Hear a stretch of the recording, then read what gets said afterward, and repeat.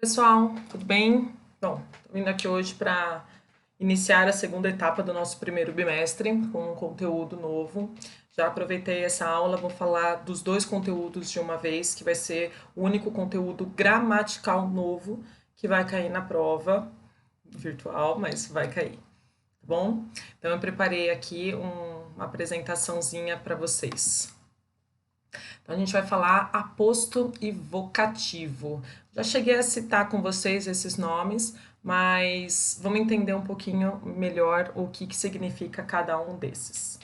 Então, o primeiro que a gente precisa entender, que a gente estudou, foram os termos da oração. Lembra quando a gente começou lá no comecinho do ano, em fevereiro ainda, que as orações elas são divididas em três termos. Primeiro, os termos essenciais, sujeito e predicado. A gente viu quais são os tipos de sujeito, quais são os tipos de predicado. Esses são os termos fundamentais que toda oração deve ter. Na segunda etapa são os termos integrantes, que são principalmente os termos que fazem parte do predicado, que são os objetos diretos, o objeto indireto, o complemento verbal, o complemento nominal e o agente da passiva.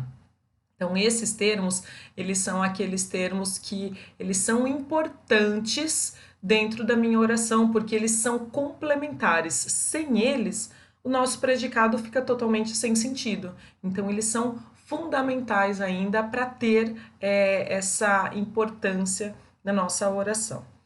E os últimos termos são os termos acessórios. Nós já vimos tanto o adjunto adnominal quanto o adjunto adverbial e agora a gente vai estudar um pouquinho mais o aposto. Então, o aposto, que a gente vai ver agora, faz parte dos termos acessórios, que são aqueles termos que são não fundamentais para o entendimento da nossa oração. Vamos entender um pouquinho o que são esses termos acessórios. Termos acessórios são aqueles que desempenham uma função secundária. Eles juntam-se a um nome ou a um verbo para precisar-lhe um significado, para dar um significado a ele, para complementar o seu sentido. Eles trazem sempre um dado novo para a oração, mas eles são dispensáveis para o entendimento dessa mesma. Ou seja, uma vez que eles são retirados da oração, eles não fazem essa oração perder totalmente o seu sentido. Então, alguns exemplos do que a gente viu. Então, quando a gente estudou os termos adjuntos adnominais, a gente viu, por exemplo, no exemplo, o casaco verde é da Paula. Então, tanto o termo o, que é um artigo definido, quanto o verde, que é um adjetivo, são complementos do termo casaco, que é o meu sujeito. Então, eles são adjuntos de um nome, que é o casaco, que é a função de um substantivo. Então, esses são termos que, uma vez eliminados, não vai perder o sentido. Poderia muito bem falar casaco é da Paula e teria o sentido. Já no adjunto adverbial, o complemento, o adjunto, ele complementa a ideia do verbo e não mais de um nome, não de um substantivo. Então, no exemplo, o atleta correu muito. Se eu falasse apenas o atleta correu, ótimo, teria sentido completo. Porém, a palavra muito, ela dá um outro significado para o verbo. Ela modifica o verbo, mas ela não faz ele perder o sentido. E o último termo acessório que a gente vai ver é o aposto, que é justamente o conteúdo dessa videoaula. Então, o que é o aposto? O aposto é o nome que a gente dá para um termo que ele exemplificar, especificar ou enumerar ou até mesmo resumir um outro termo que tenha valor de substantivo ou pronominal, que já tenha sido mencionado. Então, o aposto, ele vai ser aquela palavra ou aquela expressão que vai dar uma nova informação em relação a um termo que já foi citado na minha oração. Geralmente, ele vem separado por vírgulas, ou por dois pontos, ou travessão, por alguma pontuação. Mas em alguns casos que a gente vai ver, ele nem precisa disso. E a gente vai entender como que faz para diferenciar quando ele é aposto e quando não é. Então, vamos dar continuidade. Então, primeiro, alguns exemplos de um aposto e como que eles são classificados. Por exemplo, na frase, Maria, irmã de Bernadette, vendeu todos os seus bordados. Maria é o meu sujeito. Irmã de Bernadette é uma explicação extra que eu estou dando sobre quem é Maria. Então, reparem, Maria já apareceu na minha oração. Enquanto eu coloco este aposto, irmã de Bernadette, está explicando justamente o termo Maria. Se ele fosse eliminado, Maria vendeu todos os seus bordados, teria sentido completo. Mas mesmo assim, o aposto, ele dá uma explicação sobre quem é a Maria. Na segunda frase, gosto de tudo o que servem no restaurante, os peixes, as carnes e as sobremesas. Reparem que nessa frase, a separação está vinda por 2 pontos. E aí ele fala assim: gosto de tudo o que servem nesse restaurante.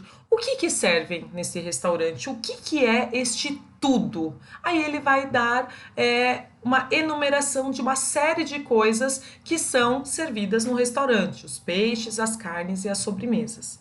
Então, qual é o termo a que ele está se referindo? Ao tudo. O que é esse tudo? São esses elementos que o aposto está enumerando. Um outro exemplo. A Avenida Paulista é lindíssima.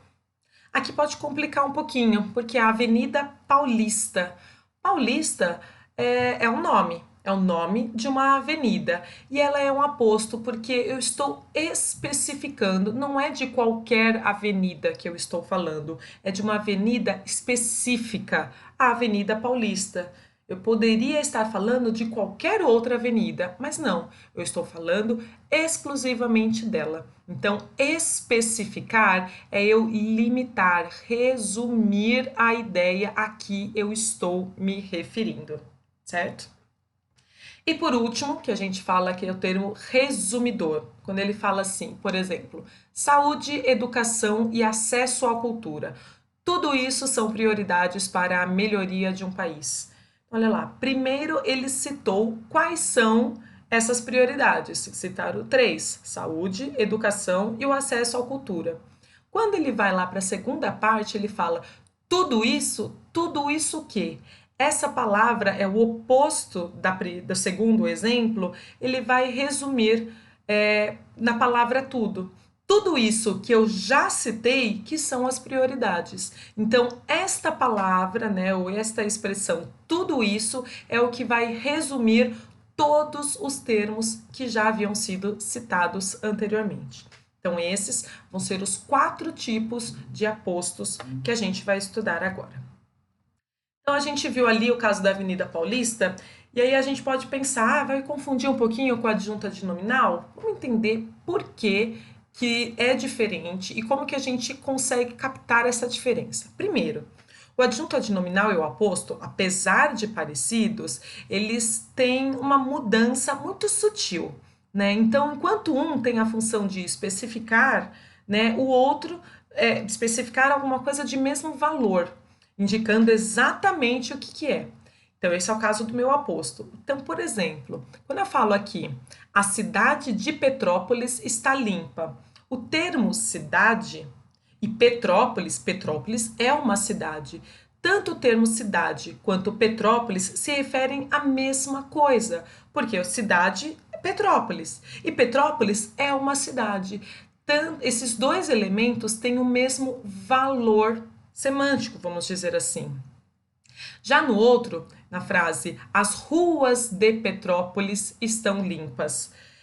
Nesse caso, de Petrópolis é adjunta de nominal. Por quê? Porque ele está, vamos dizer assim, dando uma informação adicional sobre um termo diferente, que são ruas.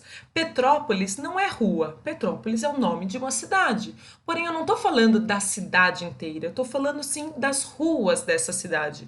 Então, ruas têm um valor diferente, um valor, né, um significado diferente de Petrópolis. Rua é rua, Petrópolis é uma cidade, por isso que é adjunta adnominal.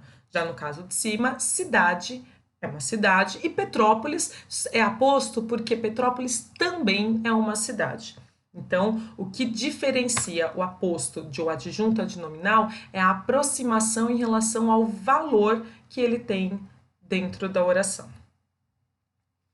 Agora a gente vai falar um pouquinho sobre o vocativo. O que é o vocativo? Vocativo é um termo que indica um chamamento, sabe? Uma invocação de uma pessoa. Então, quando a gente quer chamar a atenção dessa pessoa e através do nome ou de uma forma de chamar ela, mesmo que seja genérica, a gente acaba buscando essa atenção.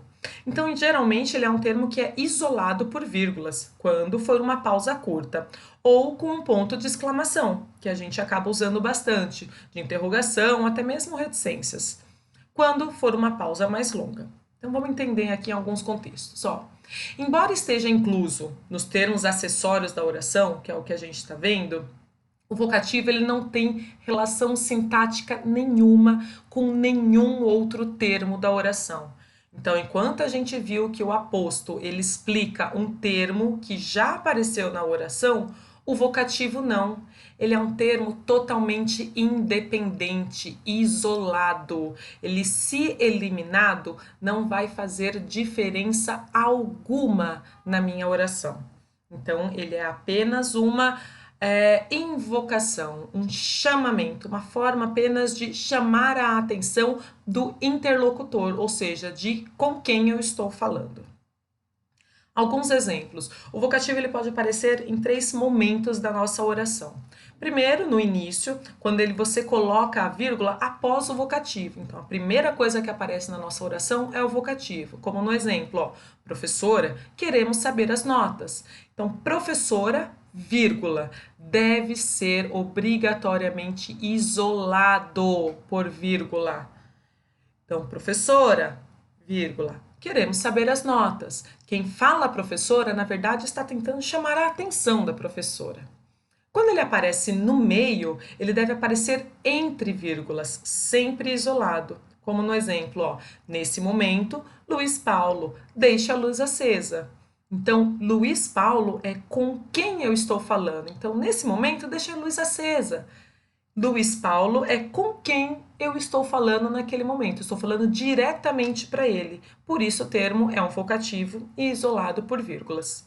E quando ele aparece no final, coloca-se a vírgula antes do vocativo, já que ele vai ser a última coisa a aparecer na minha oração. No exemplo, não diga dessa forma, Manuela.